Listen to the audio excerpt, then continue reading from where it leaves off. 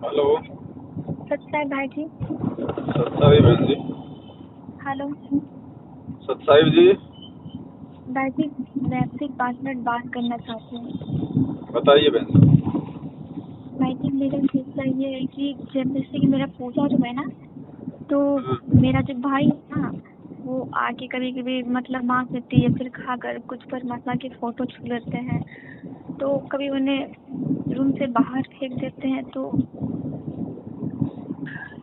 इसलिए मैं चाहती हूँ कि वो मेरे पूजा रूम आते हैं। और एक दिन उन्होंने ऐसा कर दिया भाई जी, जहाँ मैं परमात्मा दरबार लगाए थे ना, उन्होंने वो फोटो बिक दे रही है, तो फोटो बिका उस पे ना वो पैर रख कर उस पे पार हो गए। तो इसी मैंने गुस्से में उसे मैंने खाने के लिए दिए थे, जो मैंने ना थाली दिए थे ना, तो वो थाली में मैंने उठा के पानी में रख दिया कि खाना मैंने बनाया ना, तो मैं तुम्हें नहीं दूंगी। तुमने जो मेरे साथ इतना बुरा कर दिया, और मैंने गुस्से में उसे ये भी कह दिया कि तुमने चप्पल पकड़कर आज जिसके सर पर रखे हो ना, समय आने के बाद तुमको उसका चप्पल चाटना पड़ेगा, याद रखना। और मैंने उससे कुछ नहीं कहा। तो भाई, क्या इससे मेरी मर्यादा टूट गई? चप्पल तो बहन जी चाटनी पड़ेंगी, इसमें तो कोई शक है नहीं। और भाई आपने जो कहा कि वही खाना वाना नहीं दूंगी, तो हमने हाँ ऐसा नहीं कहना है। हमने खाना तो देना ही है, चाहे कोई दुश्मन हो चाहे कोई मित्र हो। हाँ भाई, देना चाहिए, लेकिन उन्होंने मेरे साथ इतना बुरा कर दिया। उसे इतना बुरा तो नहीं करना चाहिए, वो तो परमात्मा थे ना। वो चप्पल उन्होंने फोटो बिगा सो बिगा रूम के अंदर आंगन में, उसके बाद वो चप्पल रखकर पार हो गई और कहा कि तुम अपना भगवान को बुलाओ। तो इसी में गुस्सा लगे कि खाना मैंने बनाया था, मैं तुम्हारे लिए बनाती हूँ, तुम मेरे भगवान की इज्जत नहीं करते हो। तो कोई मुझे बात क्या नहीं। मतलब है? 27 साल से भगवान ने हमें यही ज्ञान दिया है कि बेटो, फोटो में भगवान नहीं है। फोटो केवल एक ध्यान लगाने का एक माध्यम है, याद करने का एक माध्यम है।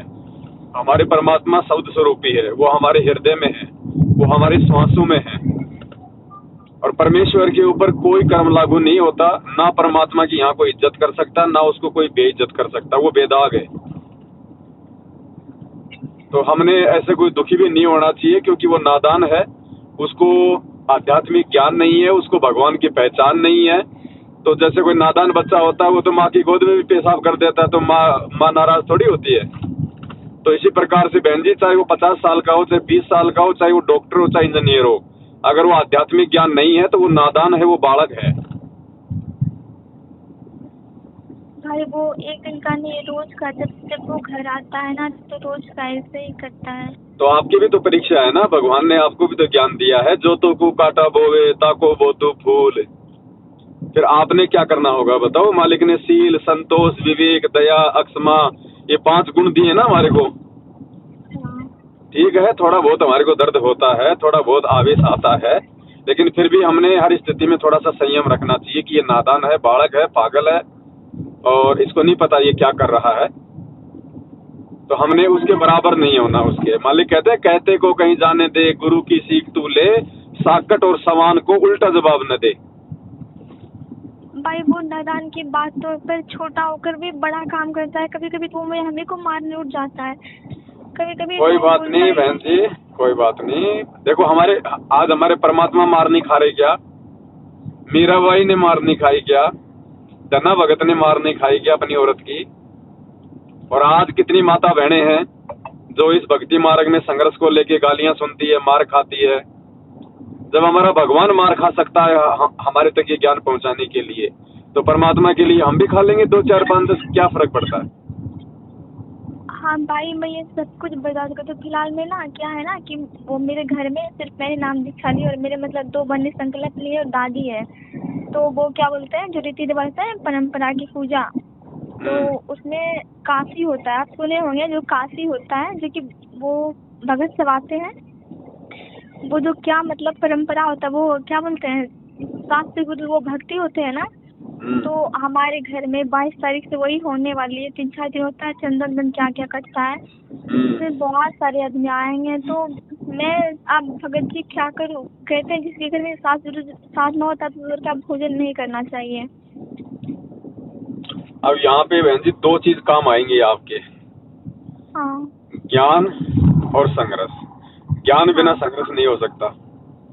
हाँ भाई। अगर आपको ज्ञान समझ में आ गया परमात्मा का, तो परमात्मा ने बताया ना, मीराबाई ने अपनी मर्यादा बचाए रखने के लिए कितना संघर्ष किया। हाँ। ना अपनी माँ की सुनी, ना अपने बाप की सुनी, ना अपने देवर की सुनी, ना समाज को देखा, ना लोकलाज को देखा, ना रिश्तेदारों को देखा।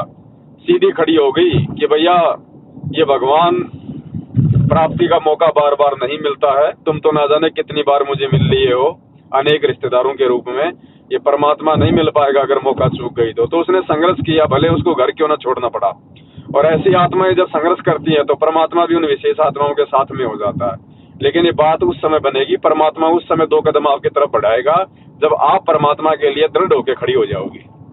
तो अब ये आपके ज्ञान के ऊपर है, आपकी समझ के ऊपर है। इसमें किसी की सलाह काम नहीं आ सकती, इसमें किसी का कोई प्रेशर काम नहीं आ सकता। आपने गुरुजी के सत्संगों को कितना सुना है, कितना समझा है, कितना चिंतन मनन किया है, आपके अंदर कितनी दृढ़ता आई है, कितना विश्वास है आपको अपने भगवान पे, अब ये चीज काम करेगी बहन। वहाँ पे आपको कोई भगत नहीं बचा सकता, वहाँ पे परमात्मा बचाने नहीं आएगा आपको। आपने परमात्मा के ज्ञान को आधार बना के स्वयं ही अपना रास्ता निकालना पड़ेगा। हाँ भाई, क्या है ना कि मैं जैसे कि ये दुर्गा पूजा, एकादशी, ये सब मेरे घर में जो होते हैं, मैं बिल्कुल कुछ खाते पीते नहीं हूँ। लेकिन ये जो 3-4 दिन का मतलब चलेगा, तो क्या मैं अलग भोजन बना सकती हूँ? आप अपना अलग से भोजन बनाओ, अपने गुरुदेव को भोग लगाओ और खाओ आप, ऐसी कोई बात नहीं है। और अगर वो कहते हैं कि हमारे को भोजन बना के दे, तो आप उनको भोजन बना के दो, उसमें कोई दिक्कत नहीं है। आप तो सामान्य दिनों की तरह अपना भोजन बना के दो उनको, चाहे वो खीर बनवावे, चाहे हलवा बनावे, चाहे वो जो मर्जी बनवावे। लेकिन भाई ये बात है ना कि मैं वो जो पंडित जी आएंगे ना, मैं उनके लिए तो कुछ नहीं बना सकती हूँ ना। नहीं, चाहे पंडित हो, चाहे काजी हो, चाहे मुल्ला हो, अगर हमारे घर पे आया है, भूखा है, तो भोजन बनाओ उसके लिए। हमने उनकी पूजा पाठ में सहयोग नहीं करना, हमने उनके किसी क्रियाक्रम में सहयोग नहीं करना, किसी परंपरा में सहयोग नहीं करना। मालिक कहते हैं कि कहे कबीर पुकार के दोए बात लख ले, एक साहिब की बंदगी और भूखों को कछु दे। घर पे चाहे दुश्मन आओ, चाहे मित्र आओ, चाहे पंडित आओ, चाहे काजी आओ, चाहे पानी नाश्ता खाना तो सबको खिलाना है। हाँ। लेकिन भाई मैंने ये सोचा है कि जो पूजा हो रही है ना, ये शास्त्री गुरु, उसमें हमारे फैमिली के बहुत सारे आदमी सब आएंगे।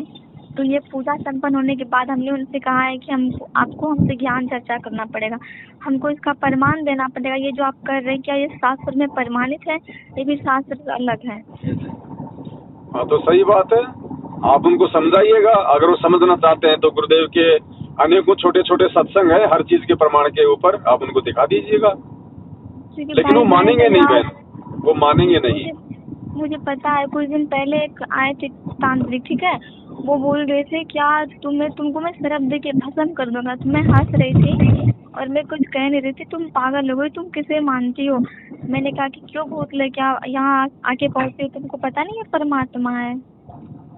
यदि तुम्हारी पिटाई करेंगे फिर तुम्हें भागने के मौका नहीं मिलेंगे। वो मेरे पास 2 बार आए थे, बोलता है कि तुम मेरे सामने झुक क्यों नहीं जाते? बोले नहीं, मेरे पूर्ण परमात्मा, तुमको पता है ना कि हम नहीं झुक सकते, केवल झुक सकते अपने बाप के सामने। उन्होंने केवल मुझसे ये पूछा था, भैया कि ये बताओ तुम्हारा पिताजी का नाम क्या है? तो वहाँ पे मेरे मम्मी पापा सब थे। मैंने कहा था मेरे बाप का नाम संत रामपाल जी भगवान है, इसके अलावा मेरा कोई बाप नहीं है। तो इसमें वो बोला कि नहीं, ये तो चंडालीन है, ये तो भूख है, इसे नरक में जाना पड़ेगा। तो मैंने उससे कुछ नहीं कहा कि मैं तुम्हें शराब देकर भस्म कर दूंगा। अच्छा। हाँ, मैंने कहा कि तुम मुझे जानते नहीं, बहुत पहुँचा हुआ तांत्रिक हो। तो मैंने कहा क्या शराब लगा रखे हैं, आपको शायद पता नहीं है शराब के बारे में।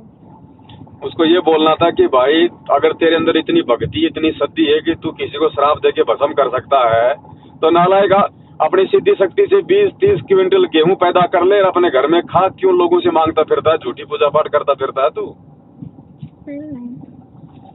परमात्मा कहते हैं सतगुरु शरण शरणाई, शरण गए कछु भय नहीं व्यापे, काल जाल भय मिट जाई, रोग शोग छल छिद्र न व्यापे, सन्मुख न ठहराई, जहर अग्नि तन निकट न आवे, दूरी जात रंगाई, वीर बेताल बाण न लागे, यम के कोट डहाई, और 98 पुण्य मुठ न लागे, उल्ट तही दर खाई।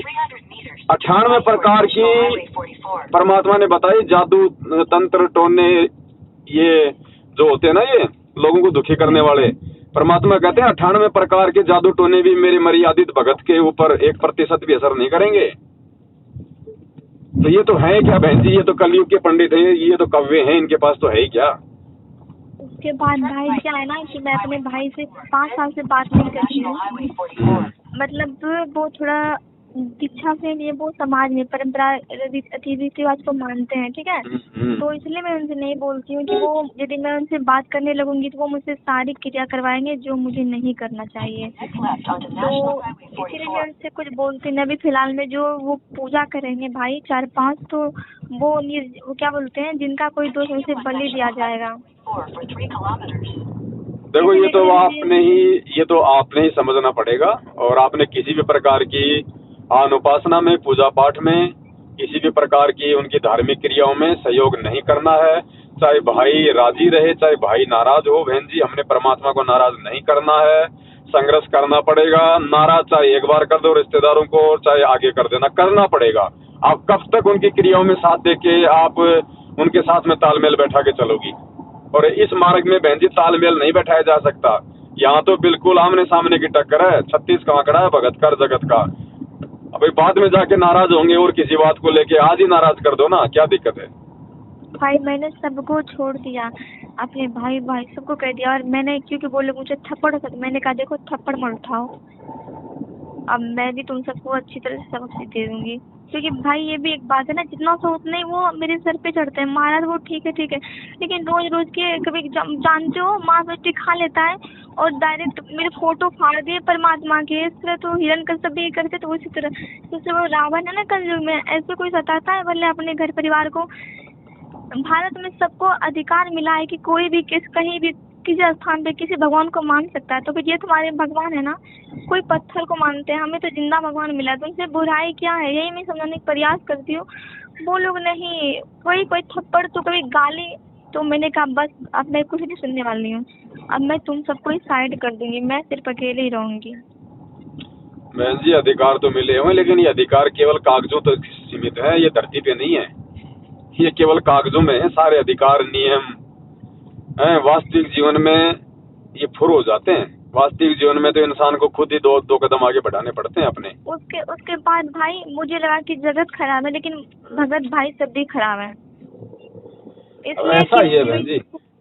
हाँ भाई, जो मुझे लगा कि जगत खराब है ना, नाम दीक्षा ले लेकर भगत सब भी खराब हो चुके हैं। वो सुधार उनके मन में क्या, मतलब ये सामाजिक परंपरा जो तरह वो जगत के लड़के होते हैं उसी तरह वो लोग हैं। इसलिए मैं ये कह रही हूँ, जैसे कि मैं आपसे बात, आप तो सबको समझाते हैं क्योंकि आप सबके भाई हैं ना। आपके मन में मेरे प्रति कुछ है, ना ही मेरे मन में आपके प्रति कुछ। आप बड़े भाई हैं ना।